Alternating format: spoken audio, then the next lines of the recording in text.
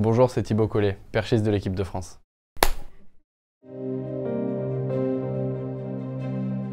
Thibaut, pour commencer, parlons de tes débuts dans l'athlé. Et peut-être que même le plus simple, c'est d'écouter quelqu'un qui t'a vu sauter assez jeune. Oh là.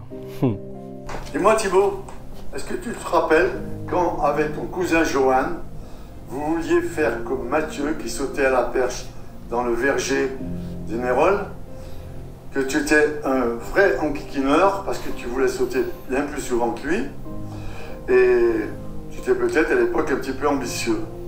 Oui Thibaut, je vais te dire un truc, je suis un papy heureux. À Clermont-Ferrand, quand tu as passé 5,92, je peux te dire que j'ai ressenti absolument les mêmes émotions et le même cœur serré que quand Philippe avait passé ses 5,92 m à Grenoble. J'ai vécu un rêve éveillé. Je t'embrasse de tout cœur. Salut mon Titi. Ouais, c'est la corde sensible ça.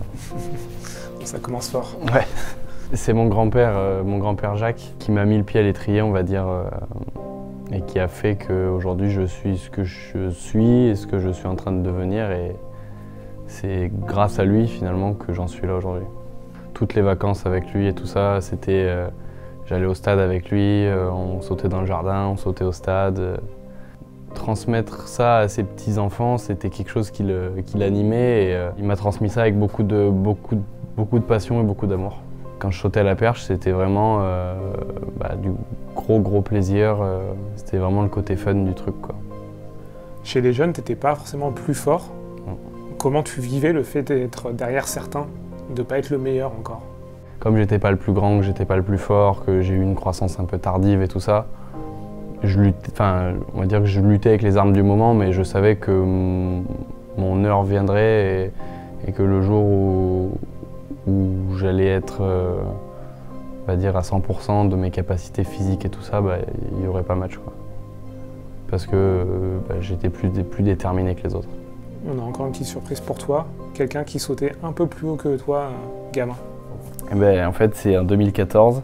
Là, sur cette photo, il y a Mondo Duplantis, Tommy Dayal, mon grand frère et moi. Et on était allés aux États-Unis pour participer au Pole Vault Summit, la plus grosse compétition de saut à la perche au monde.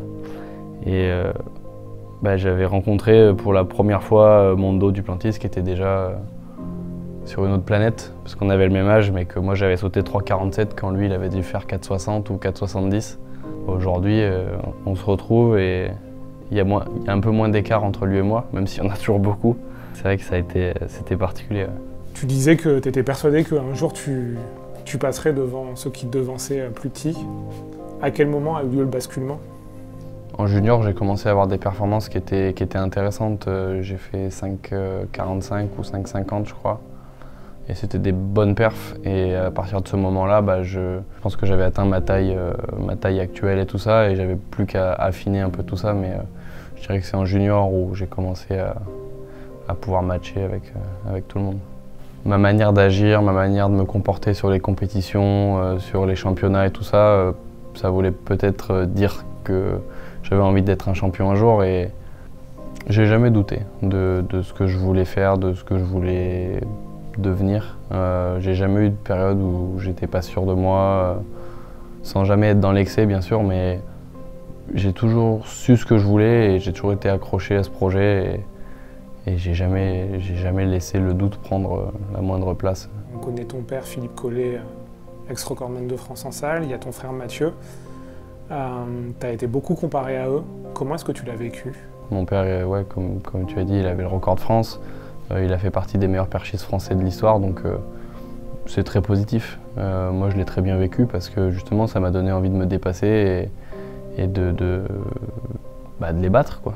Ma famille, ça a toujours été un vrai soutien. On m'a jamais empêché de quoi que ce soit. On m'a jamais forcé, surtout, à faire ce que je fais aujourd'hui. On m'a jamais dit « il faudra que tu fasses de la perche » ou quoi. Donc, du jour où j'ai pu commencer à vivre un peu de mon sport et tout ça, j'ai dit « mais moi, j'arrête les études, je veux faire de la perche, là. » Et est-ce que vous acceptez? Oui, ok, parfait. Ils m'ont toujours soutenu, quoi. Ils n'ont jamais été à contresens et du coup, c'est un projet qui marche bien.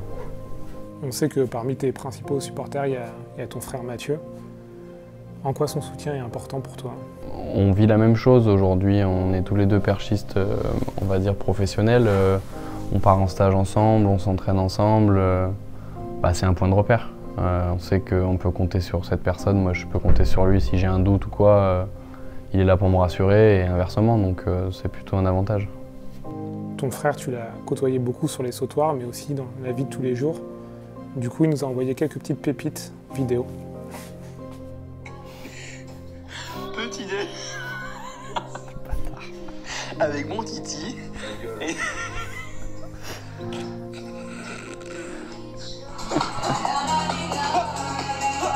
Je me rappelais même pas de ça. Attention.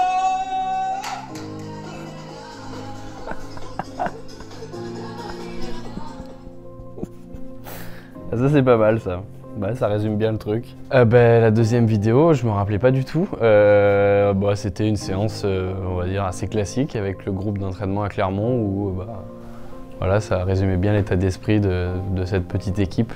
Au championnat du monde de Eugene, tu es éliminé en qualification. Un an plus tard, tu termines 5e des mondiaux de Budapest en étant dans la course à la médaille presque jusqu'au bout. Qu'est-ce qui a changé en un an? J'ai eu besoin de me rendre compte qu'arriver dans le monde des grands, entre guillemets, c'était bien. Il fallait plus que ça pour pouvoir être performant. Et ouais, à Eugene, je fais 18e, je crois. Je dis ok, c'est bien, j'ai participé au championnat du monde. Par contre, là-bas, j'ai été inexistant et je veux plus que ça se reproduise. Donc l'année d'après, je suis arrivé en ayant bien travaillé et en étant dans un état d'esprit différent. Et effectivement, j'ai battu mon record et j'ai fait une belle performance, mais ça n'a pas suffi. Est-ce que l'objectif, c'est de se dire j'ai fait partie des bons perchistes dans le monde, j'ai participé au championnat du monde, j'avais un bon niveau, ou est-ce que c'est de se dire je veux faire partie des meilleurs du monde, je veux avoir des médailles et je veux qu'on se rappelle de mon nom, quoi. Je fais ça pour marquer mon histoire et l'histoire de mon sport et je le vis avec beaucoup de passion et à fond. Donc, moi, j'ai envie d'écrire une histoire et j'ai envie qu'elle soit belle. À Budapest, il n'y a pas eu de médaille, mais par contre, il y a eu des émotions. Tu peux nous décrire ce que tu as pu ressentir lors d'un tel concours? Je suis passé par plusieurs émotions. J'étais très bien physiquement, je me sentais bien. Le concours se déroule très bien. Je bats mon record une première fois. Je bats mon record une deuxième fois. Tout au premier essai, je mène le concours jusqu'à 5,90 m et j'y croyais. Et derrière, les mecs ont été très bons. Ils passent tous 95 au premier. Moi, je rate. Ça m'oblige à faire l'impasse et tenter 6 mètres et être face un peu à une montagne. Et je pense que ce jour-là, j'avais pas forcément les armes pour faire beaucoup plus. J'aurais peut-être pu faire 5,95 m, mais 6 mètres, je pense que j'étais pas prêt. Je pense que chaque athlète se prépare pour l'échéance majeure de l'année. Et moi, dans mon cas, on va dire que ce jour-là, j'ai réussi à cocher toutes les cases. J'ai réussi à être à mon meilleur niveau, à être bien classé et à sauter plus haut que mon record. Donc c'était un mélange d'émotions et de satisfaction qui était assez ouf. C'est jamais tout beau tout rose une carrière et quand je commencerai à avoir quelques médailles au niveau international, je pourrais être satisfait.